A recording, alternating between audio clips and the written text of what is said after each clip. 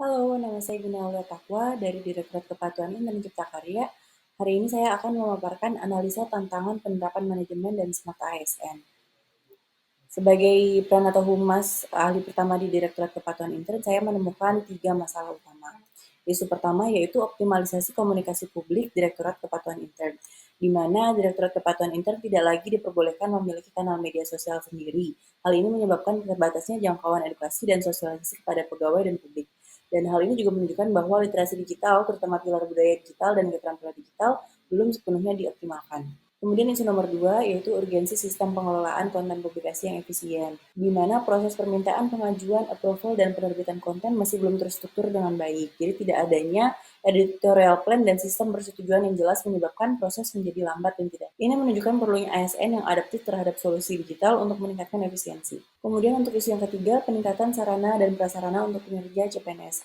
Jadi ketersediaan sarana dan prasarana dasar bagi CPNS seperti tempat duduk serta ruang kerja yang layak dan perangkat kerja atau laptop masih belum memadai. Selain itu, alat pendukung pembuatan konten seperti tripod, mikrofon, dan lain-lain juga tidak tersedia. Dan hal ini menghambat pengembangan keterampilan digital dan pemanfaatan teknologi secara maksimal dalam pekerjaan sehari-hari. Dari ketiga isu ini, saya menganalisa dengan isu teknik USG atau urgensi, seriousness, dan growth, dan ditemukan masalah yang nomor 2 yang paling urgent, yaitu urgensi sistem pengelolaan konten publikasi yang efisien.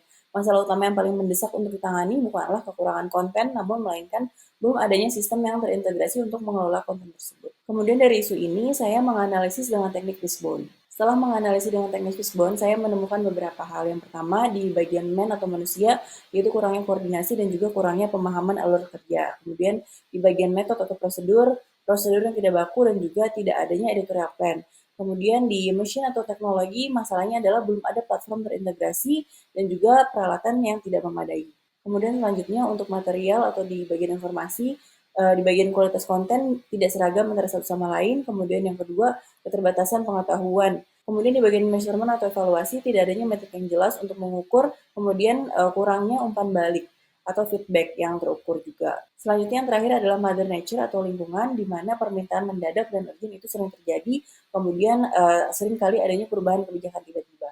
Solusi terhadap permasalahan ini adalah pertama membangun kalender editorial terintegrasi, di mana editorial plan ini akan mencakup semua konten yang akan dibuat ke depannya. Jadi kalender ini bisa terintegrasi satu sama lain, bisa saling memberi feedback dan juga approval.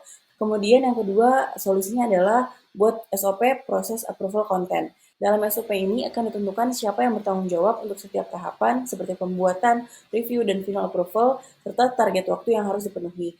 Kemudian terakhir adalah peningkatan kapasitas SDM dan optimalisasi alat. Hal ini dapat dicapai melalui pelatihan singkat yang tidak hanya fokus pada teknis penggunaan aplikasi, tapi juga pada kemampuan storytelling dan kreativitas. Terima kasih.